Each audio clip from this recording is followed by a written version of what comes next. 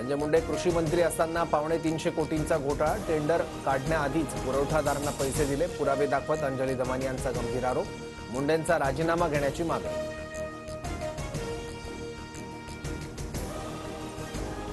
महाराष्ट्रात पीक विमा योजनेत भ्रष्टाचार, घोटाळ्याची चौकशी करा. खासदार सुप्रिया सुळेंची लोकसभेत मागणी. चौकशीत कुणीही दोषी आढळल्यास कारवाई करू, केंद्रीय कृषी मंत्र्यांचं आश्वासन.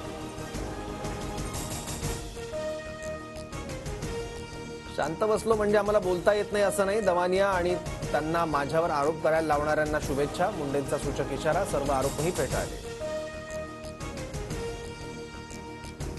संतोष देशमुख हत्या प्रकरणातील षडयंत्रात धनंजय मुंडे सहभागी. हत्या आणि खंडणीसाठी मुंडेंनीच आरोपींना पाठवलं होतं. जरांगेंचाही मुंडेवर निशाणा. सीडीआर तपासण्यासह मुंडेंवर 302 लावण्याची मागणी.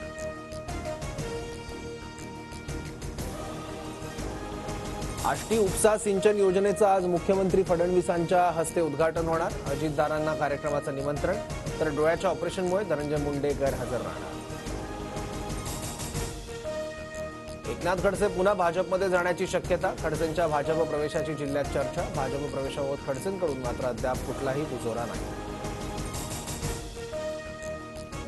दलित खिचडी घोटाळा प्रकरणात ठाकरेंचे निकटवर्तीय सुरज चव्हाणांना जामीन मंजूर. आज पत्रकार परिषद घेऊन आरोपांवर उत्तर देणार. सगळेच गद्दार होऊ शकत नाही हे सुरजने दाखवून दिलं. उद्धव ठाकरेंकडून कौतुक.